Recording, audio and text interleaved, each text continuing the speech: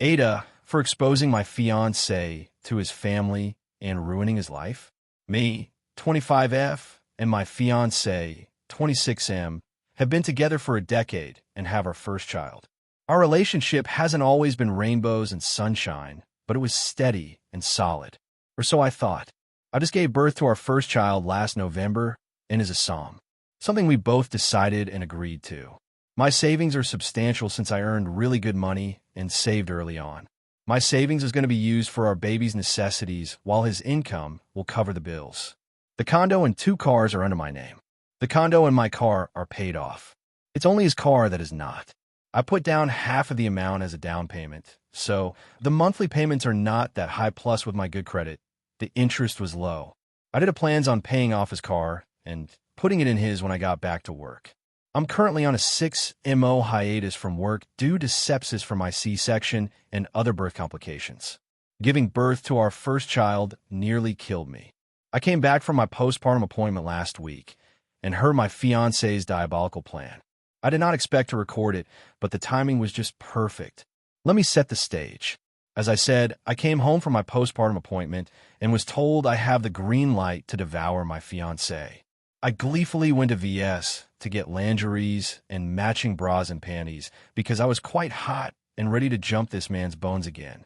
I was recording myself in the VS bags when I heard him.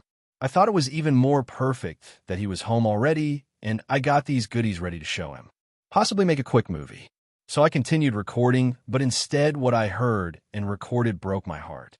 I'm so glad our baby can't understand what's going on yet because I don't think I could handle explaining. My fiancé of 10 years was cheating on me, had plans to take money from me through child support, but actually have his parents take care of our baby, is planning to take the condo and cars. I am sick. I am devastated. I distraught. I am heartbroken. I stopped recording and quietly went to our bedroom with our baby and cried. I woke up to my baby crying and I felt like a zombie. I was so numb and my thoughts were all jumbled. The VS bags was still in the hallway. He laid next to me asleep and snoring while I mustered the courage to send the recording to his parents. His parents blew up his phone in the morning and he in turn blew up on me, calling me names, slamming doors, punching walls. He forgot that we have cameras in the house, so everything is recorded. He said his parents are cutting him off, and it's all my fault. I embarrassed him and ruined his life. I had no right to record him. He said I'll regret it, and he will get everything I had. I told him to try me. I've already talked to a lawyer, and in our state common law marriage is not recognized, and the person who the child lives with does not pay child support. Seeing as everything is in my name, he has to move out. I gave him the rest of the month to move out. His parents and brother have been teaching out to me and has been very supportive and apologetic. My side of the family doesn't know yet. He called many times and left voicemails, texts, and even emails and letters since I changed lock on the doors and the code on the garage door. He wants to work it out and go to therapy. I honestly don't want to talk to him or work it out. I just want him out. I spent a decade of my life giving this man everything. I'm not perfect or a saint, but I've never and never will do something like that. I just want to move on. Edit. I'm sorry for the confusion about my hiatus and being a psalm. I was already going to be on hiatus for work for 6-MOPP, but when we realized how much medical issues I had, me and my ex-fiancé decided and agreed it would be best for me to be psalm for the first year of our baby's life. It was a spontaneous decision. I was medically advised against any physical activity/labor for 16 weeks, so it wasn't like I could drive to different clinics and hospitals for work. So think of it as psalm for the first year plus 6-month hiatus. I can return to work now since I've got a medical clearance. My agency doesn't allow anyone on maternity leave to work unless there's a medical clearance from a doctor. I'm a mobile registered medical diagnostic sonographer since there are people wondering how 25 years old can afford a condo and 2 cars. I get paid a higher rate than an in-house RMDS because I travel and work for an agency. I accept whatever assignment I want for the day/week. Both cars are used. Mine is paid off, $15K, and have had since I was 18, and the other car is $18K, which I only need to pay $3,600 on since I did put half of the amount down with low interest. I've been working since I was 15 and saving dollar. I'm smart with my money. It's expensive out here. One last edit before I give this thing a break. A lot of you need help. Messaging me telling me I probably did something to deserve it, or that I probably cheated, that why he's doing this, or that it's my fault he cheated because I didn't give him sex. I went through a near-to-death experience giving birth to our son. I posted this because I needed the release. I needed to see if anyone out there experienced something similar or something awful, and what did they do? This whole thing has been so bad for me mentally and emotionally that I've hard, dark thoughts, but I'm thankful for the support system I have. I know posting has its negatives, but a lot of you are just not cool. Update. Hello, it's me. My therapist advised against updating this, and yes, I did tell my therapist I made a Reddit account, but I told her why. She said sometimes it's best to let this fade with time, but if it'll help me, then I'm free to do so. So, I'm back working, which has been a refreshing change because it helped my mind stay busy and focused on anything that wasn't this nightmare. My best friend surprised me the day after I posted this because she said I've been giving her depressed weirdo vibes. So thankful for when she showed up because, as I've mentioned, I had dark thoughts and they were getting scary. She stayed with me for 2 weeks despite me telling her a week would be just as appreciated. She insisted that she be there for me and my baby. Her staying 2 weeks was very much needed, truthfully, because my ex reached out to my lawyer about coming to get all his things. My best friend made sure during the day he was there that he wouldn't try anything funny. He did say that he's offended that I don't trust him to be around me and our son unattended, and how I was being dramatic by having someone be present.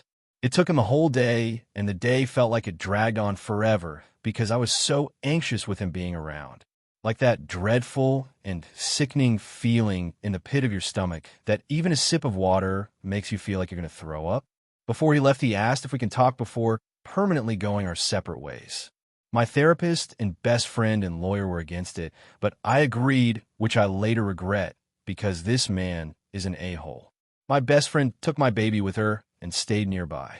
Me and my ex met up at a park, and he tried to hug me, but I told him I don't want to be touched. He scoffed and said whatever. He said I don't understand what it's like to be a man who's supposed to be a provider and a protector. That his friends would make fun of him for having a female who is financially independent with her own place and car.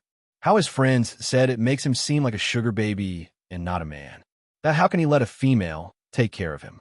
I just stood there silently because to me it was just unacceptable and made no sense. He was there through every step and every stage that I took to get where I was at. I made sure my success was his success too.